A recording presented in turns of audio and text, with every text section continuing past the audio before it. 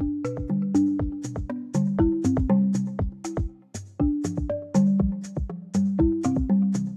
everyone. Thank you so much for joining back into the Differences How I Got This Job.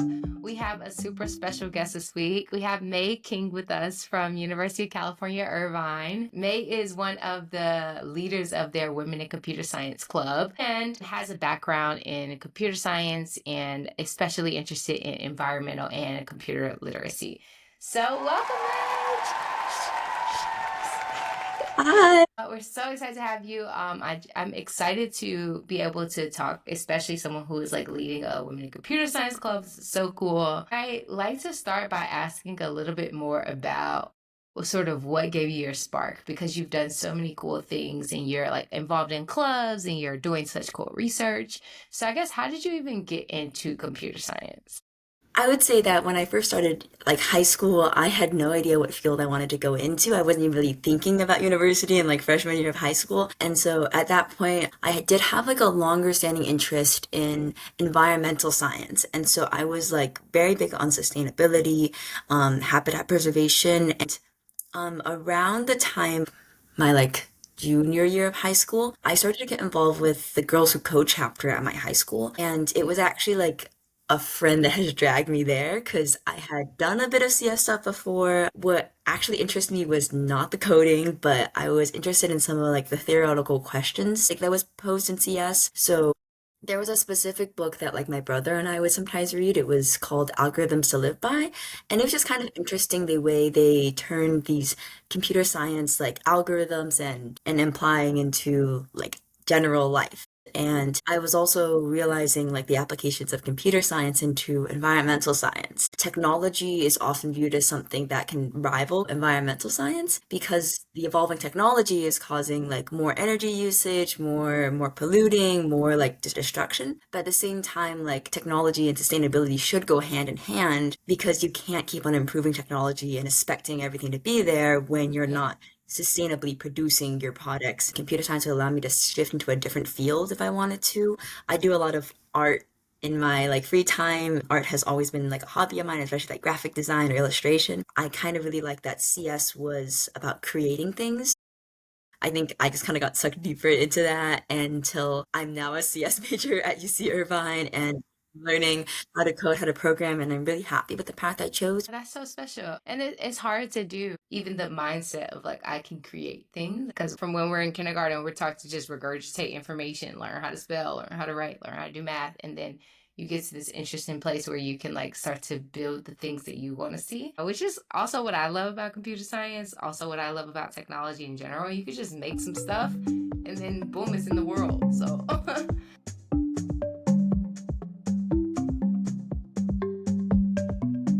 okay, I have a quick five for you, like quick rapid fire questions. First question, how many siblings do you have?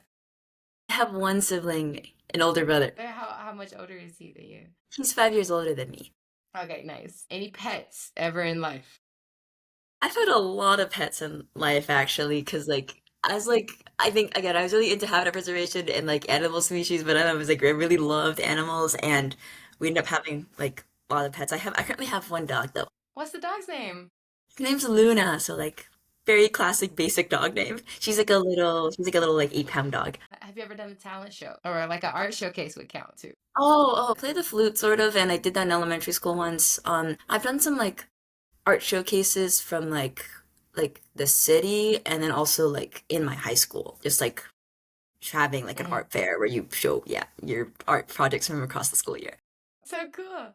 And then you kind of said this already, but field of CS that you really like. Okay, this I am very interested right now in machine learning as well as front end development. Like Mhm. since I'm a very visual person, I love like creating graphics and like seeing my output and designing things. So like front end or like UI UX is also an interest for me. Okay, nice. And if you were a dessert, what kind of dessert would you be? Oh my gosh, that takes me a second to think. I'm thinking like I have been described as mint chocolate chip before because of my hair, and I like mint chocolate chip, so I'd probably go with that. Some kind of like mint chocolate chip cookie or like ice cream or something.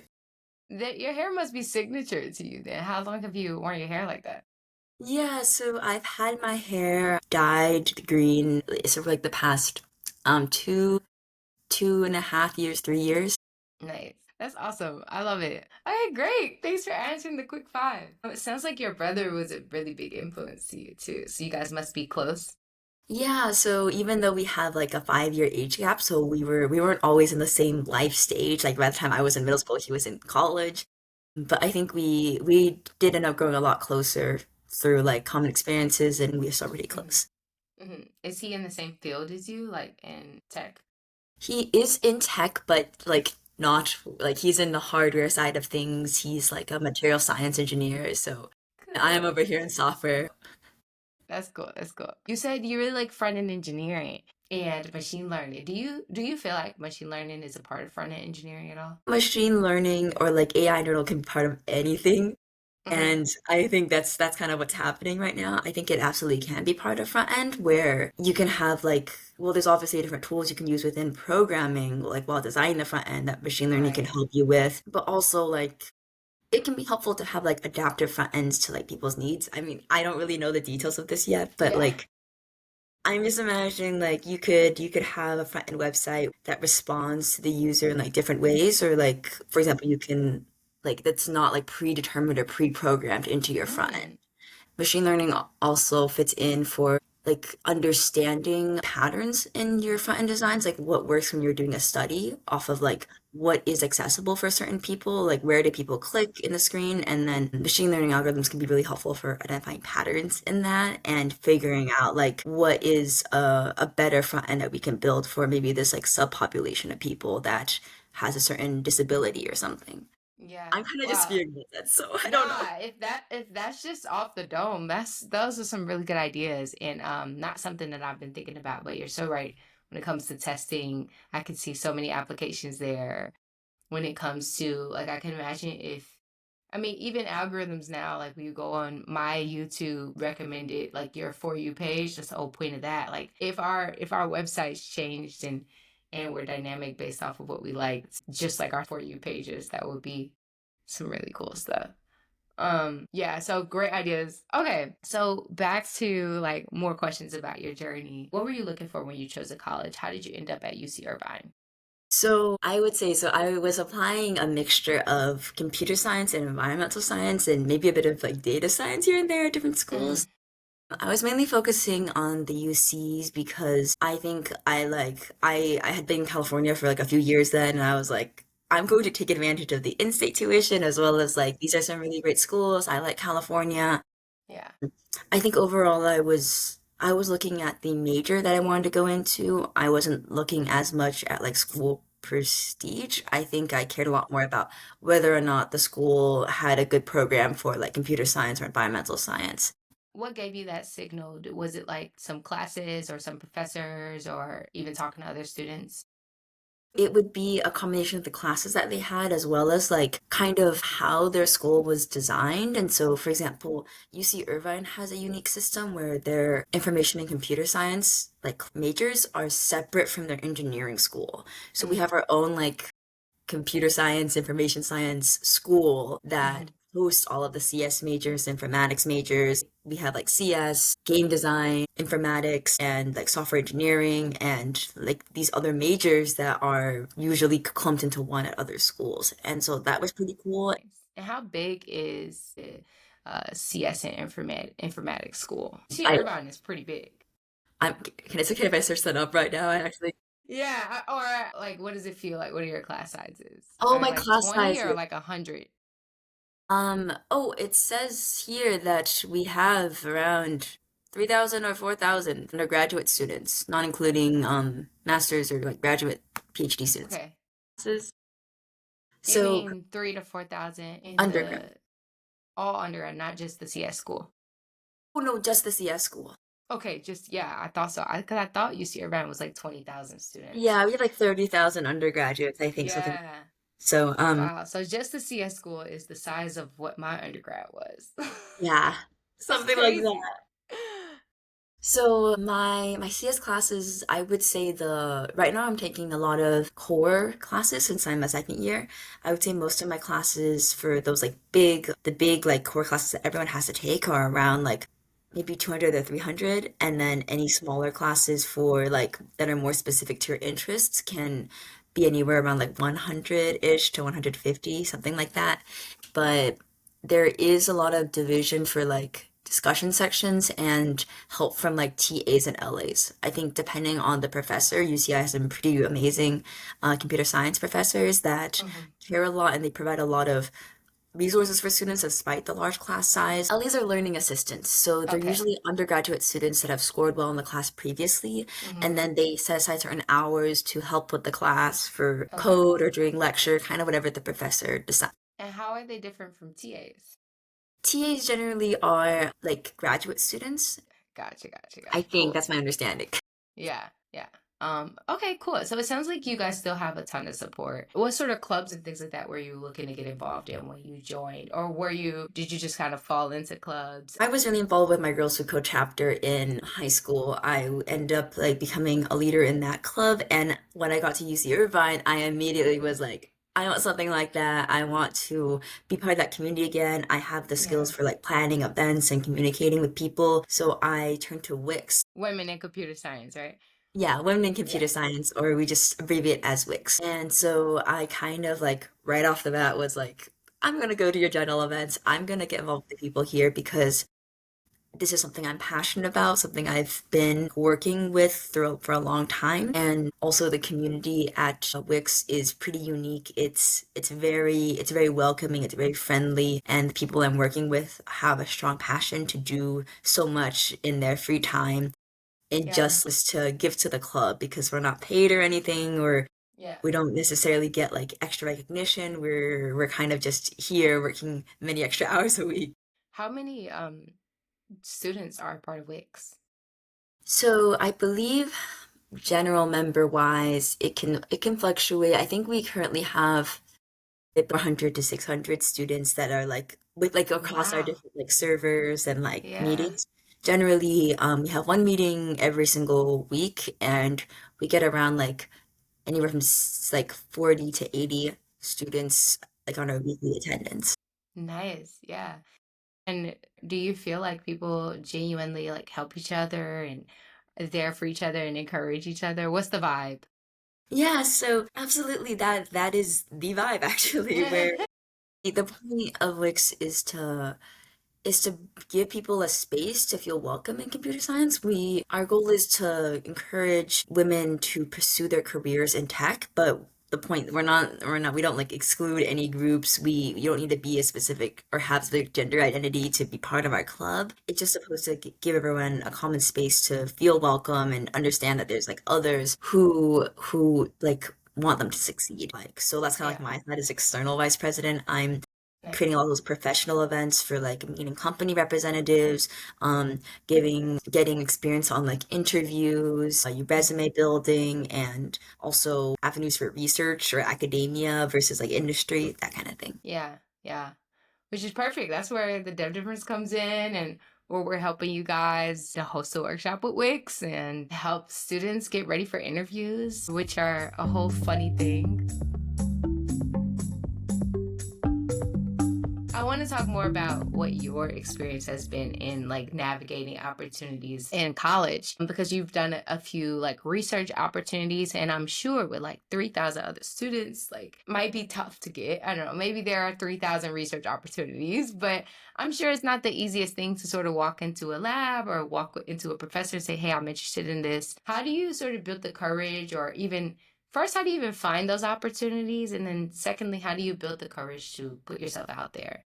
Yeah, absolutely. So I would say that in my first time doing research was actually when I was in high school, and like I had a very privileged opportunity that I was working with an environmental group at the time within like the urban city, and we were hosting um sort of like an environmental fair called the Earthier Fair, and we invited some different researchers to come and speak, as well as different environmental organizations. It was Mm, supposed to be like this community fair-based thing where there would be games, prizes, and speakers. And one of nice. the people we were collaborating with was actually a researcher at UC Irvine, and I think I would have been in my junior year of high school at this time. Hmm. And um, she was Professor Treseder, and she did a lot of research relating to fungi and mushrooms and how they impact like the environment and like agriculture, and just like a whole different, like, it was really cool. I hadn't done that kind of stuff before, and I reached out to her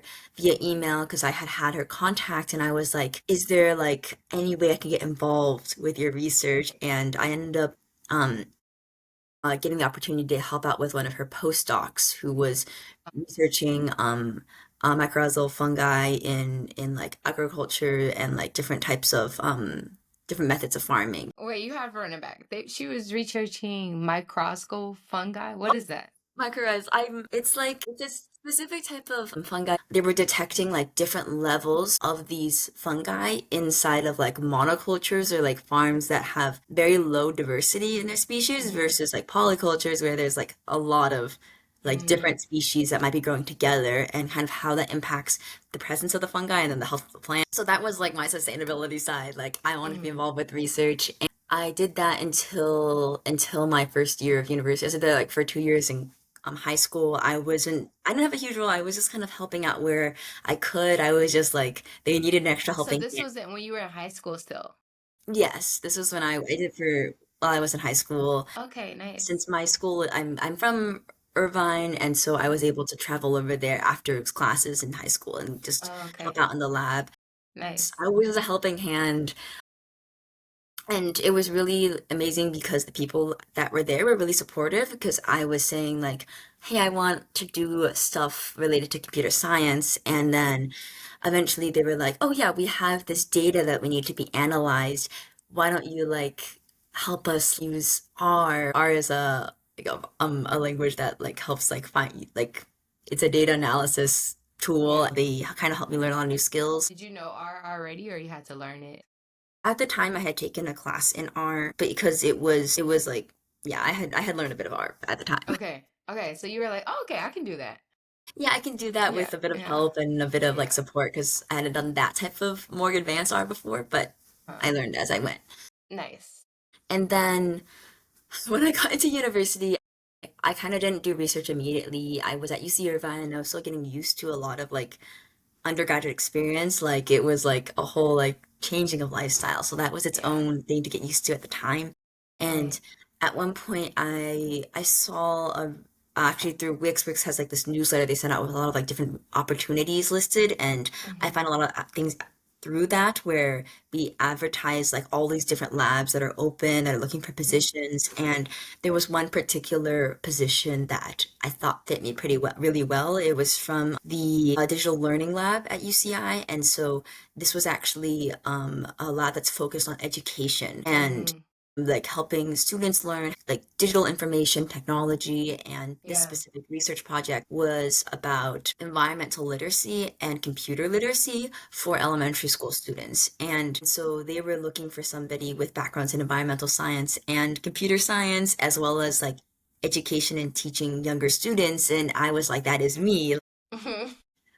I was I really wanted to be involved with this. I felt like I had the background, the passion, but I didn't see the opportunity until like super close to the deadline. I think it was probably like the day of, and so And I you were just like, like oh, I better go emailed the write an person. I was like, application. yeah, I was like, I really, really would love to be considered for this position. I was kind of like, I just sent them my resume. I was straightforward. So there was no formal application portal?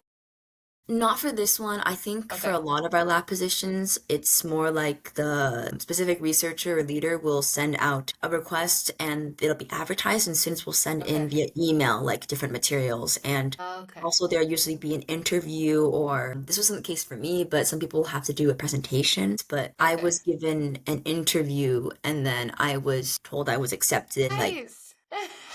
Okay. Okay, so you saw the post in a Wix newsletter about a Hmm. research position. You were like, "Oh my gosh, that has my name on it because it has to do with environment, education, and research." And then you just sent that person your resume, and you wrote in the email like, "Hi, I really, really want to do this." Did you like? How long was the email you sent? Was it just like a couple sentences?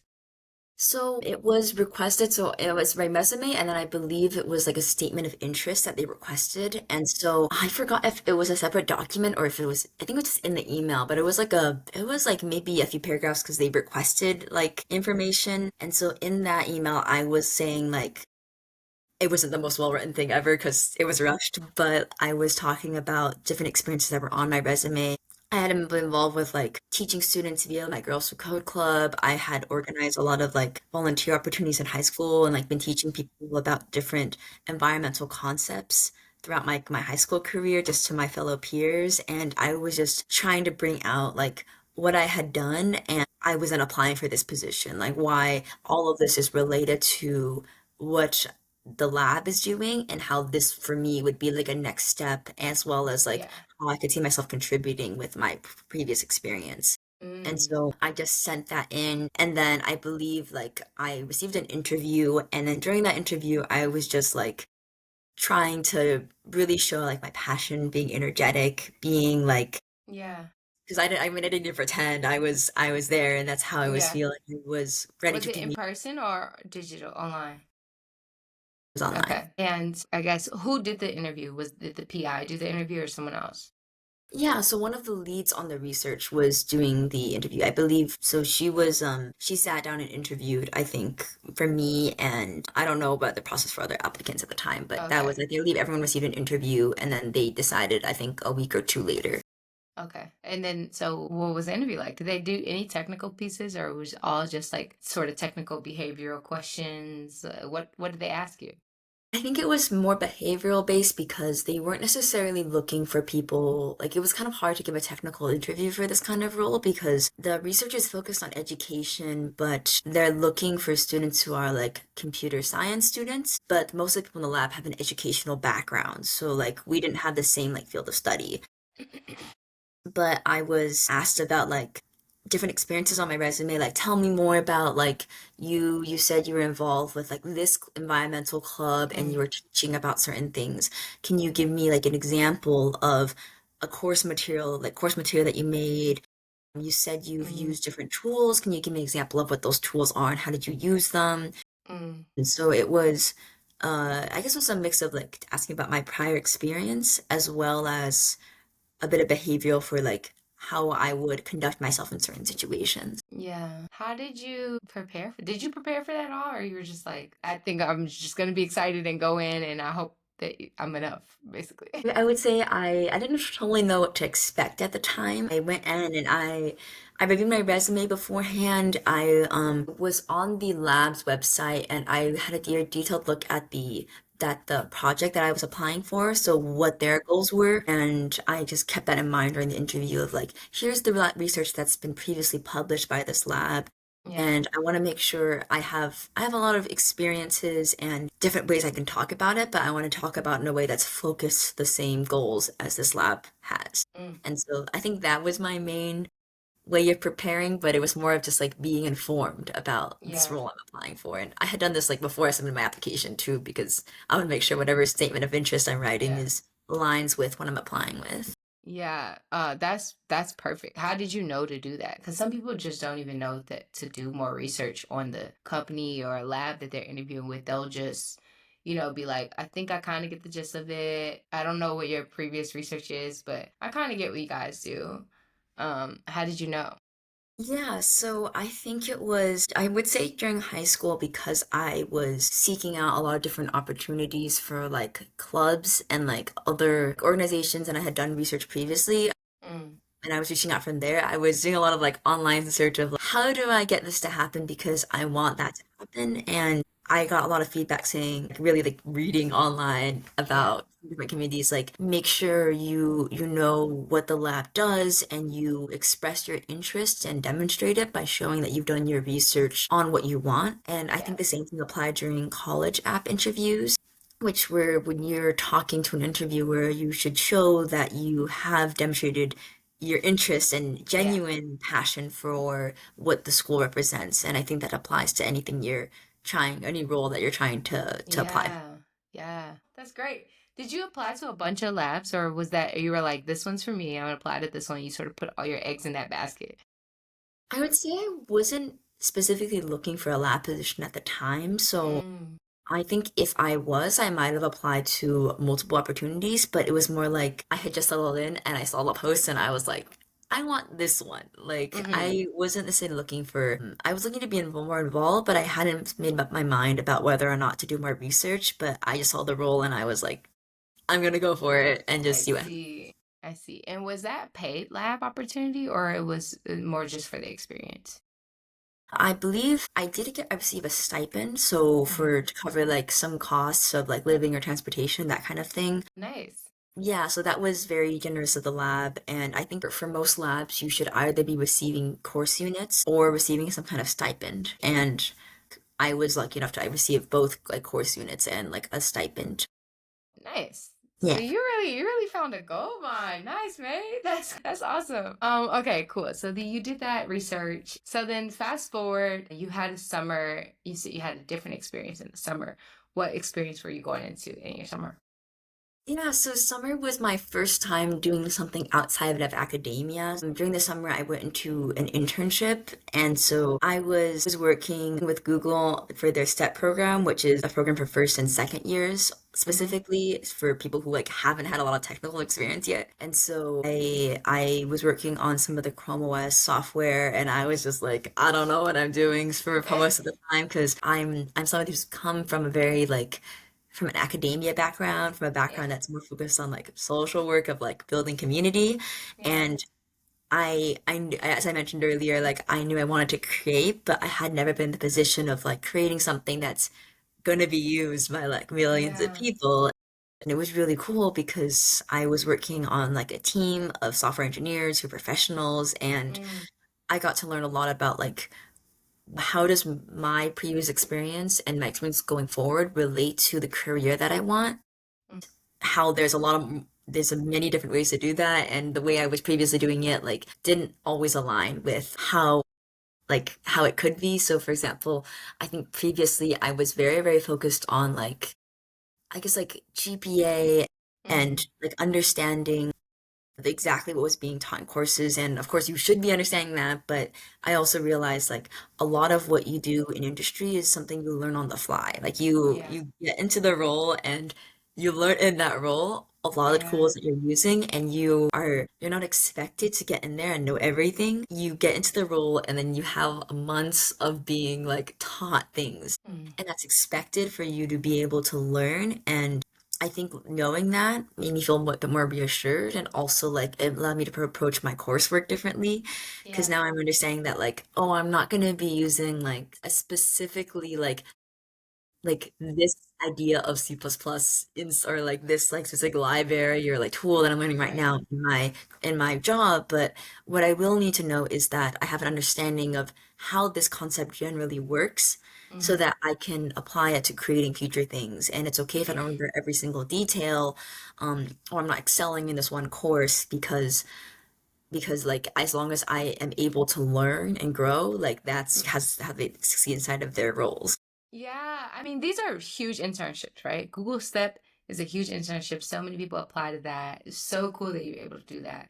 But like, if I were a freshman and I was interested in applying to that, I would be like so obsessed with the technical piece of like, I have to pass the technical interviews, or I have to get to do well in school. I have to get these A's, and I have to, people get obsessed about that. How do you get out of that mindset and into a mindset of like, let me just learn the broad strokes here, do my best, but really they're looking for like who I am? Like, So I would say I think this came with a lot of like so during my like freshman year of university, that fall quarter, I was applying to a lot of internships, but I was kind of detached from it. I didn't really like I was doing it for the experience of applying. I wasn't hmm, expecting to get an internship. I was like, I'm a first year, like I don't yeah, have anything that these companies want. But right. I'm like, I'm just gonna apply and then see what happens. I was not expecting to get any type of role at the end of it, but I just Mm, probably applied to like 50 or something internships, but just like hmm.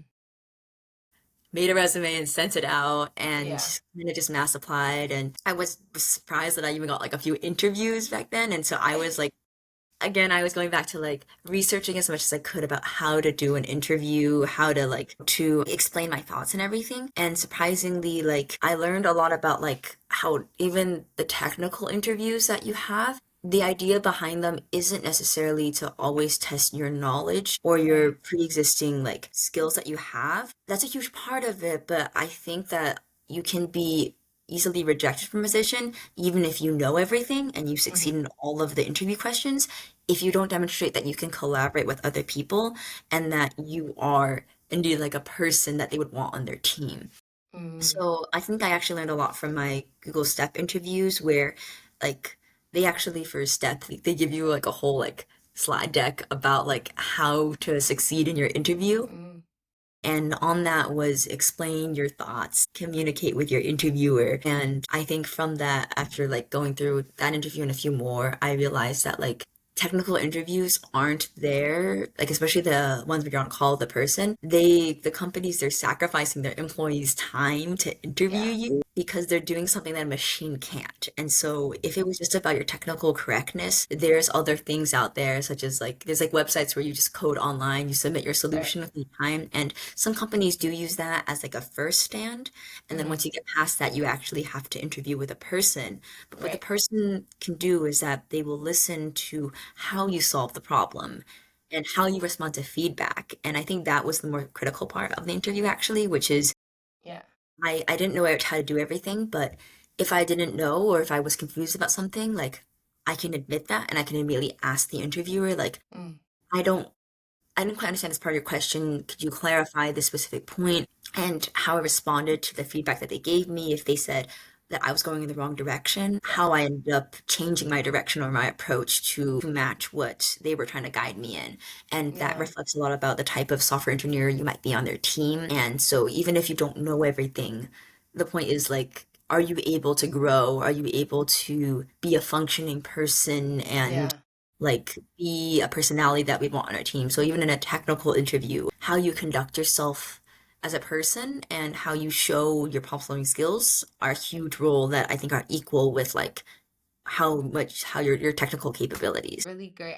You hit on so many things that's like so core to why the dev difference exists because communication is so important, but it's so easy to get wrapped in the technical piece of any role. If you're going after product management, data science, you're so obsessed with the technical that you forget that it's the how you get there that is the most important, and that we're humans at the end of the day and we want to see you grow on purpose. Okay, that's awesome. So, what happened after the internship? Did you get a return offer? Are you going to go back next summer?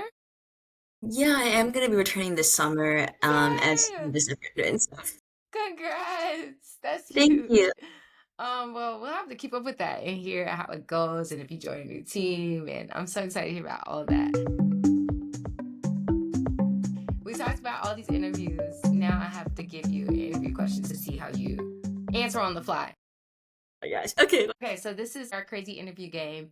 Basically, I give you a question and it is sort of outrageous, and you just answer it like a real interview. So, the job description is that you are interviewing to be a airline pilot for military grade defense, and you have only flown a kite. So, given that, why do you think you're qualified for this position?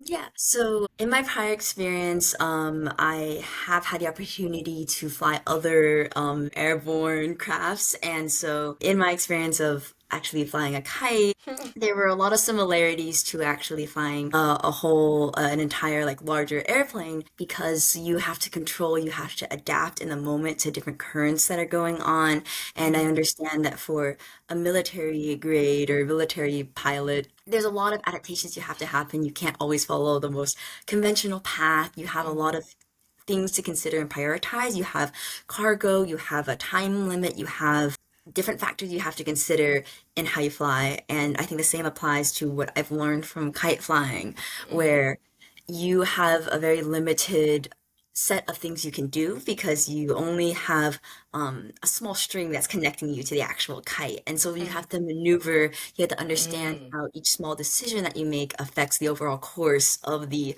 plane that you're flying. mhm, If I need to descend, I need to ascend, I need to mm, dodge certain things, I think mm. I might not have the specific like knowledge of how every single military plane might operate. I understand the fundamental of being able to adapt, being able to learn, and I don't know how kites or planes work, so I'm like, That was so good though. You were like, I'm adaptable, I can learn, I can dodge objects. That was great. That was great. Any last like piece of advice for maybe a younger version of you or someone who really looks up to a lot of things that you said? I would say that like the path that a lot of people have that they find like laid out when they're entering academia with the goal of like being in the tech industry, it feels very like copy paste. It feels like there might be like one particular way that's the optimal way to get success, which is like get an internship year, like first or second year, and then Mm, get another internship your junior year, and then get a return offer from that company, and you are set. Like after you get into your 20s, you're set to have a right. long-standing career. But really, that formula isn't so. It's a way to be successful if that's what you want, but it's really like I think college should be a time to experiment, and it shouldn't be a time that's so focused on what's your next step. I think Yeah. I was very focused throughout high school, and I'm in that mindset of like, what's the next step? Like, I'm Mm, here currently. How do I get to the next point of success? I think just being able to develop, giving your time to care, give yourself time to care about things and yeah. giving yourself time to connect with people and your coursework instead of trying to speed through it is more valuable than necessarily getting an internship experience right off the bat. Being able to adapt in a way, but also just follow what you want instead of trying to follow the exact formula. And I don't mean to like disregard like trying to be successful. I think those things should absolutely be a priority, but I think the success doesn't always look the same. Yeah. And there's no formula to reach success for everybody. Yeah. That's great advice. Thank you so much for doing this, May. You've been so insightful and I've loved hearing about your journey. I had a wonderful experience talking with you, and I'm really glad I was able to share a bit of my story. I feel like I don't have a lot to tell yet, but I'm glad it was like, I feel like I'm not in a position yet to be able to inform people, but this Oh my is, gosh, I learned so much just from hearing your story. So I'm sure, like, if I can't imagine being a freshman right now, right? Like, people are gonna learn so much for this. Like having the courage to just share your story is why we exist. So thank you so much, and yeah, this was